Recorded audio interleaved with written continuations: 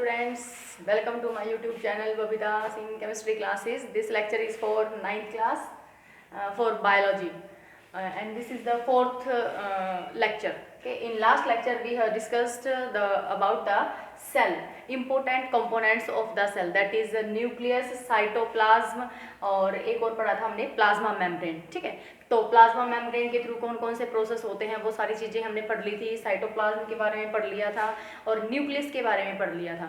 अब इनके अलावा भी सेल के अंदर बहुत सारी चीज़ें प्रेजेंट होती हैं, कंपोनेंट्स प्रेजेंट होते हैं सेल के. उनको हम क्या बोलते हैं? सेल ऑर्गेनेल्स बोलते हैं. ठीक है, तो अब इनको पढ़ना है हमें वन बाय वन. तो सेल ऑर्गेनेल्स क्या होते हैं कि जो सेल के अंदर प्रेजेंट होते हैं. ठीक है, प्लांट सेल है या एनिमल सेल है तो उनके अंदर जो कंपोनेंट्स प्रेजेंट होते हैं उन तीनों को छोड़कर बाकी जो बच गई है उनको क्या बोला जाता है? सेल ऑर्गेनेल्स बोला जाता है. जो इंपॉर्टेंट कंपोनेंट थे वो हम पहले पढ़ चुके हैं. इंपॉर्टेंट कौन कौन से थे? न्यूक्लियस था. ठीक है, एक तो साइटोप्लाज्म था, न्यूक्लियस था और दूसरा कौन सा था तुम्हारे पास? प्लाज्मा मेम्ब्रेन या फिर सेल मेम्ब्रेन. ओके, अब है इसमें कि दूसरे सेल ऑर्गेनेल्स कौन से होते हैं. तो सेल ऑर्गेनेल्स को तीन कैटेगरी के अंदर डिवाइड किया गया है. पहला कौन सा है कि ऐसे ऑर्गेनेल्स जो डबली बाउंडेड मेम्ब्रेन से घिरे हुए होते हैं. मतलब कि ऐसे ऑर्गेनेल्स जिनमें डबल मेम्ब्रेन होती है, डबल मेम्ब्रेन होगी, आउटर मेम्ब्रेन होती है और इनर मेम्ब्रेन होती है. ठीक है, लेकिन दूसरे कौन से आ जाएंगे? Single cell, single membrane bound organelles. मतलब ऐसे ऑर्गेनेल्स जो बाउंडेड होंगे किससे? सिर्फ सिंगल सेल से. उसमें एक ही सेल, एक ही मेम्ब्रेन होगी, सेल नहीं, एक ही मेम्ब्रेन प्रेजेंट होती है. ठीक है, तो वो ऑर्गेनेल्स क्या कहलाते हैं? सिंगल मेम्ब्रेन बाउंड ऑर्गेनेल्स कहलाते हैं. उसके बाद आता है कि ऐसे ऑर्गेनेल्स जिनमें मेम्ब्रेन ही प्रेजेंट नहीं होती.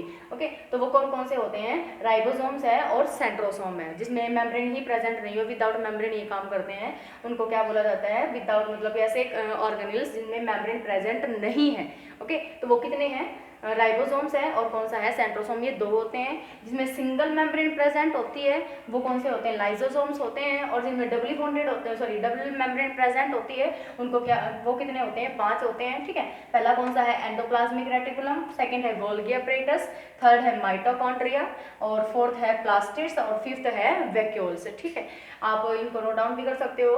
ठीक है, क्या है? डबल मेम्ब्रेन के अंदर क्या आ जाएगा? एंडोप्लाज्मिक रेटिकुलम आ जाता है, गोल्गी अपैरेटस आ जाता है, फिर माइटोकॉन्ड्रिया है, उसके बाद plastids, vacuoles. Okay, single membrane में आ जाएगा तुम्हारे पास सिर्फ लाइसोसोम्स. और जिसमें मेम्ब्रेन ही प्रेजेंट नहीं होती वो कौन सा होता है? राइबोसोम्स हो सकता है और सेंट्रोसोम हो सकता है. ओके, तो ये दो ये हो जाएंगे. मतलब टोटल हमें कितने ऑर्गेनेल्स पढ़ने हैं? 8 ऑर्गेनेल्स पढ़ने हैं one by one. Let us start with our first organelle, that is endoplasmic reticulum, which is a doubly membrane organelle. ठीक है, डबल मेम्ब्रेन ऑर्गेनेल होता है ये. मैं इसको रफ कर देती हूँ. यहाँ पर हम सबसे पहले पढ़ेंगे, कौन सा पढ़ेंगे? Endoplasmic reticulum. ठीक है, एंडोप्लाज्मिक रेटिकुलम, एंडोप्लाज्मिक रेटिकुलम. इसको शॉर्ट में हम ER भी बोल देते हैं. एंडोप्लाज्मिक रेटिकुलम को क्या बोल देते हैं शॉर्ट में? ER. ठीक है, तो ये कहाँ पे प्रेजेंट होता है? इट इज वेल, तो किसका बना हुआ होता है? It is a network of membrane. ठीक है, प्रेजेंट नियर द न्यूक्लियस. जो कहाँ पे प्रेजेंट होता है? न्यूक्लियस के पास, प्रेजेंट नियर द न्यूक्लियस. ठीक है, न्यूक्लियस के पास में प्रेजेंट होता है. और ये किस में पाया जाता है? यूकैरियोटिक सेल्स के अंदर प्रेजेंट होता है. ठीक है, प्रेजेंट इन यूकैरियोटिक सेल. मैं आपको बता चुकी थी कि यूकैरियोटिक सेल्स कौन से होते हैं? Present in eukaryotic cells. ठीक है, यूकैरियोटिक सेल्स कौन सी होती हैं? जिसके अंदर वेल डिफाइंड न्यूक्लियस प्रेजेंट होता है. मतलब न्यूक्लियर मेम्ब्रेन होती है, उसका जो न्यूक्लियर प्लाज्म है वो साइटोप्लाज्म के साथ मिक्स नहीं हो पाता due to presence of nuclear membrane. Okay, तो यूकैरियोटिक सेल्स कौन से होते हैं? जिनमें न्यूक्लियर मेम्ब्रेन होती है, तो उसी के अंदर प्रेजेंट होता है कौन? Endoplasmic reticulum. ठीक है, इसकी टाइप से फिर आगे ये 2 टाइप्स का होता है. एंडोप्लाज्मिक रेटिकुलम कितने टाइप का होता है? 2 टाइप का प्रेजेंट होता है. 2 होता है, 2 टाइप्स के होंगे. फर्स्ट होगा ये स्मूथ एंडोप्लाज्मिक रेटिकुलम. ठीक है, और सेकंड होता है रफ एंडोप्लाज्मिक रेटिकुलम. ओके, ऐसे क्या है? स्मूथ एंडोप्लाज्मिक रेटिकुलम और आर से क्या हो जाता है? रफ. ठीक है, रफ एंडोप्लाज्मिक रेटिकुलम. अब ये स्मूथ और रफ डिपेंड करता है ये कहता है कि स्मूथ एंडोप्लाज्मिक रेटिकुलम वो होता है जिसमें राइबोसोम्स प्रेजेंट नहीं होते, जिसके सरफेस के ऊपर राइबोसोम्स प्रेजेंट नहीं होते। राइबोसोम्स भी हम पढ़ेंगे जिसमें मेम्ब्रेन प्रेजेंट नहीं होता, वो भी एक सेल ऑर्गेनेल है, लेकिन वो कहाँ पर प्रेजेंट होती है, एंडोप्लाज्मिक रेटिकुलम के ऊपर प्रेजेंट होती है। लेकिन एंडोप्लाज्मिक रेटिकुलम में भी किसके ऊपर प्रेजेंट होती है, रफ एंडोप्लाज्मिक रेटिकुलम के ऊपर, स्मूथ के ऊपर वो डॉट लाइक स्ट्रक्चर प्रेजेंट नहीं होती। ठीक है, इसमें क्या लिखेंगे आप, स्मूथ एंडोप्लाज्मिक रेटिकुलम जो होता है डू नॉट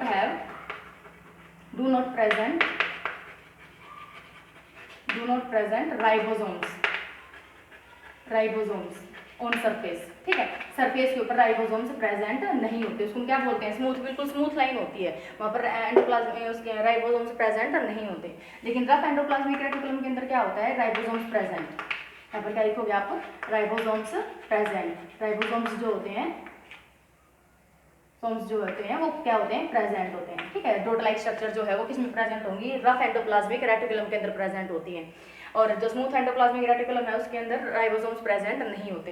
तो जो ये स्मूथ एंडोप्लाज्मिक रेटिकुलम है ये किसमें हेल्प करता है, अब इसके फंक्शंस देखेंगे। ठीक है, कि ये क्या क्या काम कर सकते हैं, स्मूथ एंडोप्लाज्मिक रेटिकुलम और रफ एंडोप्लाज्मिक रेटिकुलम, इनका क्या काम होता है। तो मैं इसको रब कर देती हूँ। एंडोप्लाज्मिक रेटिकुलम की डेफिनेशन आपने लिख ली होगी। उसके बाद आता है कि functions of the endoplasmic reticulum. Functions of endoplasmic reticulum, क्या काम करता है ये सेल के अंदर, क्या काम करता है ये सेल के अंदर। सबसे पहला काम क्या है, इट है स्मूथ एंडोप्लाज्मिक रेटिकुलम। अब मैं इसको SER से दिखाऊंगी, आपको पता चल गया कि SER क्या है, smooth endoplasmic reticulum. Smooth endoplasmic reticulum help in synthesis of किसमें हेल्प करता है ये, लिपिड्स मतलब फैट्स को सिंथेसाइज करता है, क्योंकि जो सेल होती है उसको लिपिड्स की और इनकी प्रोटीन्स की, कार्बोहाइड्रेट सभी की जरूरत होती है। ठीक है, तो लिपिड को कौन सिंथेसाइज कर सकता है, स्मूथ एंडोप्लाज्मिक रेटिकुलम सिंथेसाइज कर सकता है। सेकंड क्या है कि जो रफ एंडोप्लाज्मिक रेटिकुलम है वो किसमें हेल्प करता है, सिंथेसिस ऑफ प्रोटीन्स। ये किसको सिंथेसाइज करेगा, प्रोटीन्स को। आप ध्यान रखेंगे कि जो लिपिड्स है वो किसके द्वारा सिंथेसाइज किया जाता है, स्मूथ एंडोप्लाज्मिक रेटिकुलम के द्वारा, और जो प्रोटीन है वो किसके द्वारा सिंथेसाइज किया जाता है, रफ एंडोप्लाज्मिक रेटिकुलम के द्वारा। और भी फंक्शन है इसके। सेकंड फंक्शन क्या आ जाएगा इसका, थर्ड, ये कहता है कि जो एंडोप्लाज्मिक रेटिकुलम है वो एक्सचेंज का काम करता है। ठीक है, मटेरियल को इनसाइड और आउटसाइड सेल में पहुंचाने का काम कौन करता है, एंडोप्लाज्मिक रेटिकुलम। तो इसमें क्या लिख सकते हो, एक्सचेंज ऑफ सब्सटेंसेस। ठीक है, exchange of substances between cell and nucleus. ठीक है, न्यूक्लियस और सेल के बीच में क्या काम करता है, ये सब्सटेंसेस को पहुंचाने का काम करता है। ठीक है, फोर्थ क्या कहता है ये कि मेम्ब्रेन बायोजेनेसिस का में हेल्प करता है, क्योंकि देखो इसने क्या बनाया है कि जो एंडोप्लाज्मिक रेटिकुलम है इसने क्या बनाया है, लिपिड्स और प्रोटीन्स भी बनाए हैं। तो लिपिड्स और प्रोटीन्स अगर बनते रहेंगे तो ये मेम्ब्रेन को क्या करते रहेंगे, स्ट्रॉन्ग करते रहते हैं, प्लाज्मा मेम्ब्रेन को स्ट्रॉन्ग बनाते रहते हैं। तो उस प्रोसेस को क्या कहा जाता है, मेम्ब्रेन बायोजेनेसिस। हेल्प इन, तो इसमें क्या लिख सकते हो आप, it help in membrane biogenesis, membrane biogenesis. ठीक है, बायो मतलब कि जीवन प्रदान करना, जेनेसिस मतलब उत्पन्न करना। तो मेम्ब्रेन को भी बना देते हैं। मान लिया जाए कि कई बार जो सेल होती है वो इतनी वीक हो जाती है कि उसके रप्चर होने के चांस हो जाते हैं, लेकिन अगर एंडोप्लाज्मिक रेटिकुलम ठीक काम कर रहा है तो वहाँ पर लिपिड्स और प्रोटीन्स बनेंगे। तो जो सेल मेम्ब्रेन होती है या जो प्लाज्मा मेम्ब्रेन होती है वो किसकी मिलकर बनी होती है, इन्हीं की तो मिलकर बनी होती है। अगर ये अपनी स्ट्रेंथ उसको प्रोवाइड कर देंगे तो plasma membrane as it is रह जाएगी, उसकी स्ट्रेंथ बढ़ जाती है, मजबूती बढ़ जाती है प्लाज्मा मेम्ब्रेन की। इसीलिए यहाँ पर बोला गया है कि जो एंडोप्लाज्मिक रेटिकुलम है वो किसमें हेल्प करता है, मेम्ब्रेन बायोजेनेसिस के अंदर। मतलब कि जो प्लाज्मा मेम्ब्रेन है उसको क्या प्रोवाइड करता है, स्ट्रेंथ, मजबूती प्रोवाइड करता है। ठीक है, एक और फंक्शन है इसका, it help in detoxification.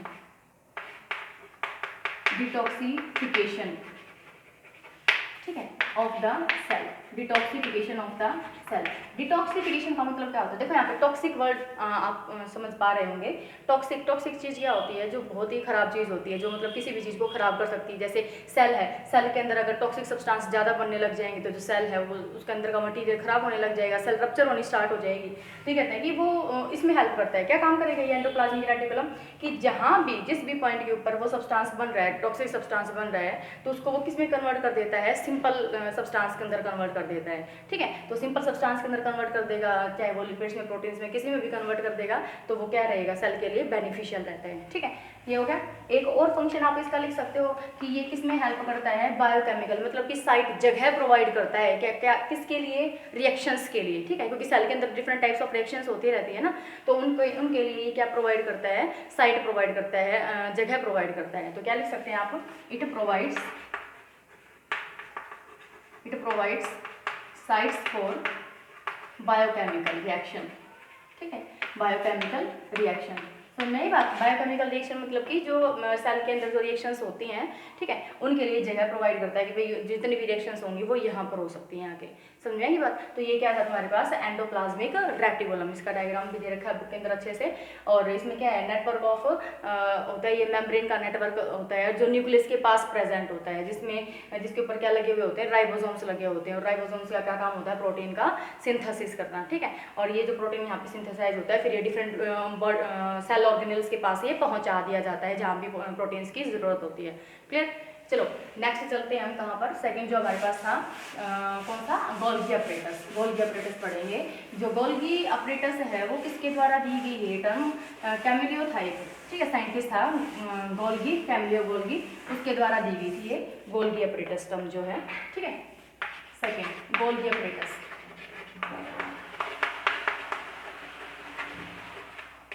Golgi apparatus, ठीक है। तो ये लिखने की जरूरत नहीं है, तो गिवन बाय कैमिलियो गोल्गी, ठीक है। ये टर्म किसने दी थी, कैमिलियो गोल्गी ने दी थी, ठीक है। It is made up of vesicles, tubules and cisterns, ठीक है। इसके मिलकर बना हुआ होता है ये वेसिकल्स का और ट्यूब्यूल्स का और सिस्टर्न्स का, ठीक है। इसमें कैसे बनाओगे आप इसका डायग्राम, इस तरीके का कोई डायग्राम होता है, ये बिल्कुल इससे ये इंटरकनेक्टेड होते हैं, ठीक है। और यहाँ पे आके इस तरीके से स्ट्रक्चर होने लग जाती है, और यहाँ पे इस तरीके से ये स्ट्रक्चर होती है, ठीक है। तो ये सारे इंटरकनेक्टेड होते हैं बायो के डायग्राम में, ठीक है। तो ये चीज़ ये कहता है कि ये जो ये पैरेलली जो चीज़ें प्रेजेंट होती हैं ना, इनको हम क्या बोलते हैं, सिस्टर्न्स, ये सिस्टर्न्स होती हैं। और इस तरीके की जो स्ट्रक्चर होती है इसको बोला जाता है वेसिकल्स। और ये जो राउंड शेप में आपको दिख रहे हैं, ये क्या होते हैं, ट्यूब्यूल्स होते हैं। जब भी कोई भी सेल के अंदर जो भी रिएक्शन होती है उसके दौरान क्या होता है, ये यहाँ से अलग हो जाते हैं और अपना सिंथेसिस खुद स्टार्ट कर देते हैं ट्यूब्यूल्स। तो मेनली जो गोल्गी अपरेटस है वो किससे मिलकर बना हुआ है, इसमें 3 पार्ट होते हैं, वेसिकल्स, सिस्टर्न्स और ट्यूब्यूल्स, ओके। तो ये भी इसका मेन काम क्या होता है, इसका फंक्शन पढ़ेंगे अगर हम, फंक्शन क्या हुआ इसका, इसका फंक्शन क्या होता है कि जो प्रोटीन बनी है कहाँ पर, इसके अंदर जो स्टार्टिंग में हमने पढ़ा था एंडोप्लाज्मिक रेटिकुलम, वहाँ पर जो प्रोटीन बनी है वो प्रोटीन कहाँ चली जाती है, फिर वो कौन ले लेता है, गोल्गी अपरेटस ले लेता है। और वो गोल्गी अपरेटस कहाँ पहुँचा देता है, मतलब गोल्गी अपरेटस का काम क्या है, उस बनी हुई प्रोटीन को स्टोर करके रखना, ठीक है। तो स्टोरेज ऑफ प्रोटीन, ठीक है। प्रोटीन को क्या करता है, ये स्टोर करके रखता है, और जहाँ भी इसकी जरूरत होती है प्रोटीन की वो ये पहुंचा देता है। कौन पहुंचाता है, राइबोसोम्स पहुंचा देता है, सॉरी ये गोल्गी अपरेटस पहुंचा देता है, ठीक है। और ये प्रोटीन बनती कहाँ पे, आपने पढ़ा है अभी लास्ट में कि जो रफ एंडोप्लाज्मिक रेटिकुलम है उसके ऊपर जो राइबोसोम्स प्रेजेंट होते हैं वो प्रोटीन का सिंथेसाइज करते हैं, ठीक है। वो जो प्रोटीन बनी वो कहाँ पर आएगी, वो किस फॉर्म में आ जाएगी, इस तरीके की फॉर्म में बन जाती है वो। फिर वो कौन ले लेगा, गोल्गी अपरेटस ले लेता है, फिर वो स्टोर करके रखता है उसको, ठीक है, प्रोटीन को। ऐसे ही नहीं कि भाई कभी किसी को दे दिया, कभी किसी को दे दिया, बांटता नहीं फिरता, किसी भी सेल ऑर्गेनल को बांटता नहीं फिरता। ये क्या काम करेगा, ये अपने अंदर स्टोर करके रखेगा गोल्गी अपरेटस। और जहां भी इसकी जरूरत होगी, ठीक है, जो भी मांगे, जो भी सेल ऑर्गेनल ये कहेगा कि मुझे प्रोटीन की जरूरत है, ठीक है, मुझे स्ट्रेंथ की जरूरत है, तो ये जो प्रोटीन है वो वहां से उठाकर उसको दे दी जाती है। तो मेन जो है गोल्गी अपरेटस का ये काम होता है कि स्टोरेज ऑफ प्रोटीन का स्टोरेज करना, ओके। नाउ थर्ड पॉइंट पे आ जाते हैं हम। जो थर्ड ऑर्गेनल है वो हमारा कौन सा है, मोस्ट इंपॉर्टेंट, ठीक है, and interesting also, that is mitochondria, ठीक है। माइटोकॉन्ड्रिया होता है, जो माइटोकॉन्ड्रिया होता है ये थर्ड है ना, इसको हम क्या बोलते हैं, power house of the cell. It is also called power house of the cell, ठीक है। सिंपल पावर हाउस कहाँ पे किसको बोला जाता है, पावर हाउस जहाँ से एनर्जी आती है, ठीक है, सिंपल बोलते हैं ना कि पावर हाउस क्या है, जहाँ पर इलेक्ट्रिसिटी बन रही है और जहाँ से हमें एनर्जी मिल रही है, सभी घरों में एनर्जी आ रही है। तो उसी प्रकार जो माइटोकॉन्ड्रिया होता है ये सेल का पावर हाउस होता है। मतलब सेल को पूरी की पूरी एनर्जी कहाँ से मिलेगी, माइटोकॉन्ड्रिया से मिलती है, क्योंकि माइटोकॉन्ड्रिया का खुद का क्या होता है, डीएनए प्रेजेंट होता है। ठीक है, उसके अंदर डीएनए उसका खुद का होता है। ओके, तो माइटोकॉन्ड्रिया जो है इसके बारे में लिखेंगे आप। Mitochondria it is double membrane, ठीक है, it is double membrane road like structure, road like structure, क्योंकि हम डबल मेम्ब्रेन वाली ऑर्गेनेल्स पढ़ रहे हैं ना। रोड लाइक स्ट्रक्चर होती है, लेकिन कैसी होती है, डबल मेम्ब्रेन होती है। ठीक है, तो इसकी अगर मैं स्ट्रक्चर बनाऊँ, ये इंपॉर्टेंट है बेटा, स्ट्रक्चर इसकी माइटोकॉन्ड्रिया की भी, और इसके बारे में पूछा भी जाता है, तो इसकी स्ट्रक्चर आपको पता होनी चाहिए।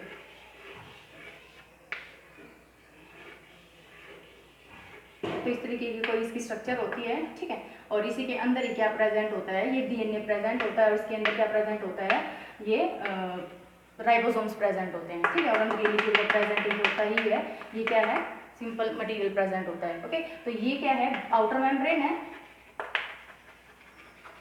ठीक है, और ये जो अंदर है फोल्डेड जो है, ठीक है, इसको क्या बोलेंगे, इनर मेम्ब्रेन।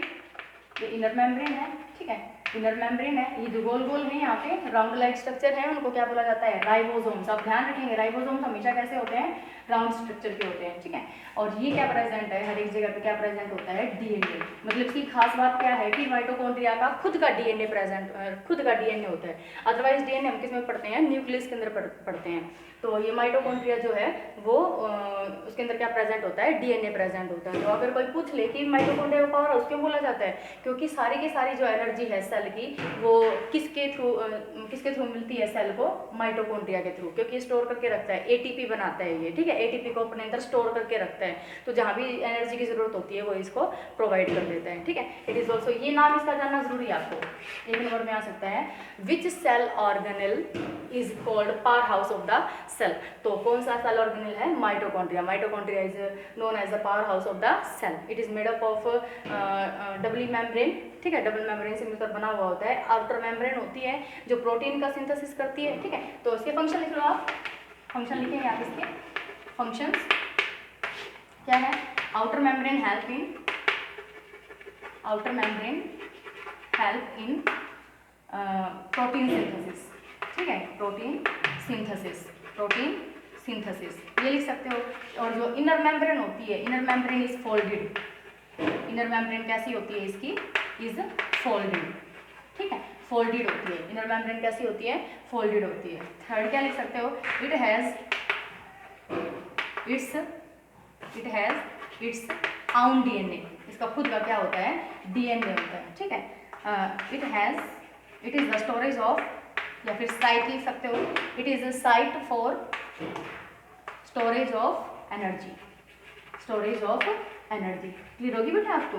ठीक है, एनर्जी जो होती है वो किस फॉर्म में होती है, एटीपी की फॉर्म में होती है। क्लियर होगी बात आपको। तो जो माइटोकॉन्ड्रिया है it is very important and interesting cell organelle. Okay, power house of the cell वो कौन होता है तुम्हारे पास, माइटोकॉन्ड्रिया होता है। ठीक है, तो ये इसके बारे में नॉलेज थी। नेक्स्ट हम चलते हैं, फोर्थ कौन सा पढ़ा था हमने, प्लास्टिड्स। ठीक है, प्लास्टिड्स फोर्थ कौन सा सेल ऑर्गेनेल है जो डबल मेम्ब्रेन से बाउंडेड होता है, वो कौन सा है, प्लास्टिड, प्लास्टिड्स। ठीक है, ये सिर्फ किसमें प्रेजेंट होता है बेटा, प्लांट सेल। सबसे पहले तो यही बात, only present in plant cell. Plant cell के अंदर प्रेजेंट होता है, only present in plant cell, plant cell में प्रेजेंट होता है। और ये रिस्पॉन्सिबल होता है किसके लिए, कलर के लिए, जैसे क्लोरोप्लास्ट है, क्रोमोप्लास्ट है। ओके, तो जो अपना ये फोटोसिंथेसिस का जो प्रोसेस होता है वो किसकी प्रेजेंस में होता है, क्लोरोप्लास्ट की प्रेजेंस में होता है, क्योंकि वो कैसा होता है, ग्रीन कलर का होता है। ठीक है, तो it is only present in plant cell and responsible for colour. ठीक है, किसके लिए रिस्पॉन्सिबल होता है, ये कलर के लिए रिस्पॉन्सिबल होता है। इसमें इतना है बस। नेक्स्ट आता है वैक्यूल। वैक्यूल। ठीक है, नेक्स्ट सेल ऑर्गेनेल कौन सी है अपनी? वैक्यूल। वैक्यूल मैंने लास्ट लेक्चर में भी आपको थोड़ा सा डिस्क्राइब किया था, बताया था इसके बारे में। वैक्यूल एक खाली स्पेस होता है, ठीक है, जिसके अंदर फूड पार्टिकल जो है या वाटर पार्टिकल्स जो है, मिनरल पार्टिकल्स जो है, मतलब कि जो स्टोरिंग का काम करता है वो क्या कहलाता है? वैक्यूल कहलाता है। तो मैंने आपको ये भी बताया था कि जो प्लांट सेल होती है उसके अंदर वैक्यूल बहुत बड़ा होता है और एनिमल सेल के अंदर वैक्यूल कैसा होता है? छोटा होता है। ठीक है, तो वैक्यूल क्या है? ये क्या लिख सकते हो आप इसको? It is hole like structure, hole like structure present in cell. ठीक है, सेल के अंदर प्रेजेंट होती है। इट इज लार्ज इन, क्या लिखोगे? बड़ी होती है ये। लार्ज इन किसके अंदर? अभी बताया मैंने किसके अंदर? प्लांट सेल के अंदर वैक्यूल जो होता है बड़ा होता है। It is large in plant cell and small in animal cell. ठीक है, फंक्शन इसका लिख दो। फंक्शन क्या काम करेगा? ये इसका काम करेगा स्टोरेज का ही काम कर रहा है। जब इतना बड़ा इसके अंदर वैक्यूल प्रेजेंट है तो उसके अंदर ये फूड भी स्टोर कर सकता है, वाटर भी स्टोर कर सकता है, मिनरल भी स्टोर कर सकता है। ठीक है, हेल्प्स इन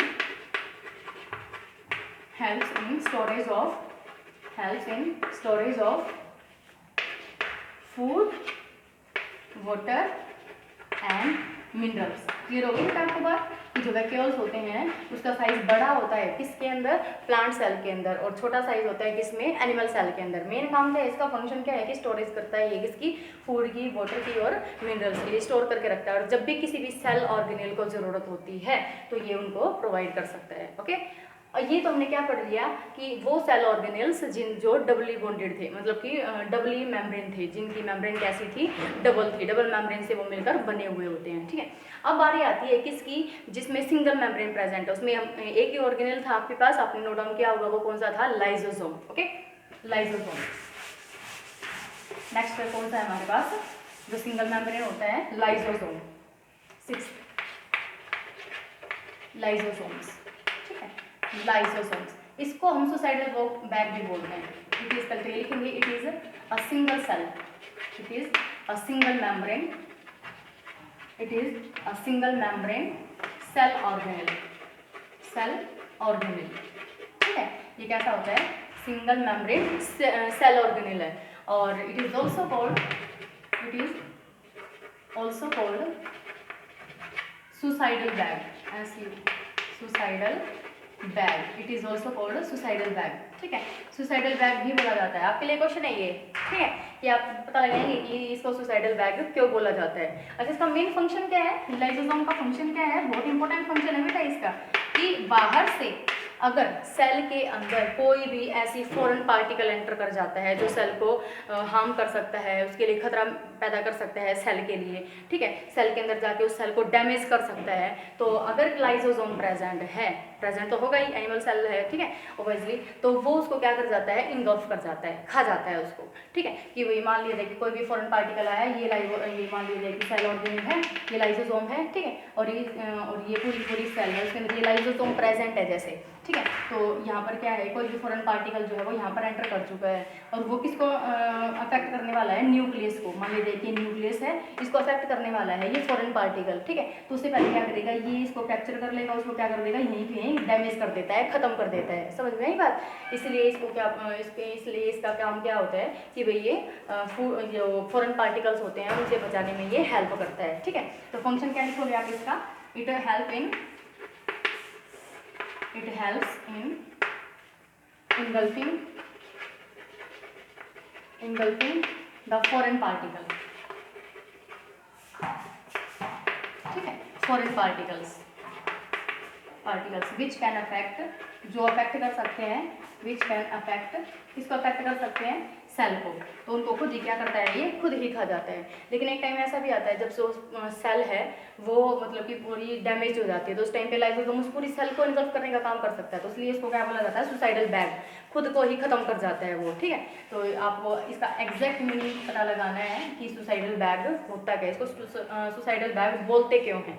ठीक है, मेन फंक्शन मैंने आपको बता दिया कि जो हानिकारक बैक्टीरिया या जो भी वायरस है जो सेल के अंदर आ रहा है बाहर से, ठीक है, तो उसको क्या कर जाता है? ये इनगल्फ कर जाता है, खा जाता है, ताकि वो आपकी जो सेल ऑर्गेनेल है वो एज इट इज रहें। ठीक है, तो ये कौन सा था हमारे पास? सिंगल मेम्ब्रेन सेल ऑर्गेनेल था। अब कौन से हैं? 2 हैं। ठीक है, 2 कौन से आ जाएंगे? लास्ट में बच गए जिनके पास मेम्ब्रेन नहीं होती है। ओके, वो सरल कौन सा था, राइबोसोम, जिनको हम बार बार यूज कर रहे थे, जिस वर्ड को हम बार बार यूज करते हैं, राइबोसोम्स। ठीक है, राइबोसोम्स क्या होते हैं, जिनकी मेम्ब्रेन नहीं होती। ठीक है, without membrane, without membrane, without membrane. Okay, without membrane, इसकी कोई मेम्ब्रेन नहीं होती। मैंने लिखवाया था, आपको ध्यान होगा कि जब टेबल बनी थी उसमें लास्ट में मैंने लिखवाया था कि ऐसे सेल ऑर्गेनल्स दो ही हैं जिनमें मेम्ब्रेन प्रेजेंट नहीं होती है, cell organelle without membrane. Okay, अभी क्या कहते हैं कि जिसमें मेम्ब्रेन प्रेजेंट नहीं है वो क्या, कौन सा हो गया, राइबोसोम से हो गया। Okay, this is made up of, it has RNA. ठीक है, ये लिख सकते हो आरएनए। अभी तक आपने डीएनए के बारे में पढ़ा था, डीऑक्सीराइबोन्यूक्लिक एसिड। अभी क्या है, आरएनए। आरएनए का मतलब क्या होता है, राइबोन्यूक्लिक एसिड, राइबोन्यूक्लिक एसिड। ठीक है, इसका खुद का क्या होता है, आरएनए होता है। और क्या लिख सकते हो उसके बारे में, it is dot like structure, it is dot, इस तरीके से डॉट लाइक स्ट्रक्चर होती है, dot like structure, it is dot like structure. Okay, क्या काम करती है ये, सबसे मेन काम फंक्शन इसका, जो राइबोसोम्स है उसका मेन फंक्शन क्या होता है, मेन कार्य क्या होता है इसका, प्रोटीन सिंथेसिस। ठीक है, जो मेन चीज़ है, प्रोटीन के बिना तो मतलब एंजाइम्स नहीं बनेंगे और जो भी बायोकेमिकल जो एक्टिविटीज़ है वो कंप्लीट नहीं हो पाती है प्रोटीन के बिना। ठीक है, तो मेन फंक्शन इसका क्या होता है, हेल्प्स इन, या फिर सिंपल ये लिख दो, it is synthesize, it is synthesize क्या, it is synthesize proteins, it is synthesize proteins. तो यहाँ पर ये क्या था, राइबोसोम्स के बारे में। लास्ट रहेगा मेरे ख्याल से, एक है सेंट्रियोसोम, सेंट्रियोसोम, इसके बारे में कुछ ज़्यादा वो नहीं है, ये सिर्फ कहाँ पे प्रेजेंट होता है, it present nucleus, it present near the nucleus.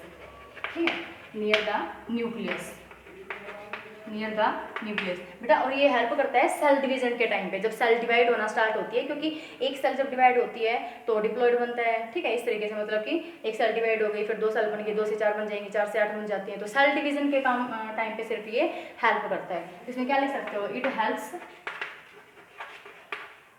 Only at cell division. ठीक है, इसका जो मेन काम है वो आपको हायर क्लासेस के अंदर पढ़ोगे, अभी इतना नहीं पढ़ना है। जो मेन थे वो मैंने आपको करवा दिए। और यहाँ पर फिनिश होते हैं अपने सेल ऑर्गेनल्स, और इसके साथ ही हमारा सेल का चैप्टर भी फिनिश होता है। ठीक है, और नेक्स्ट लेक्चर के अंदर हम नेक्स्ट चैप्टर स्टार्ट करेंगे, दैट इज टिश्यू।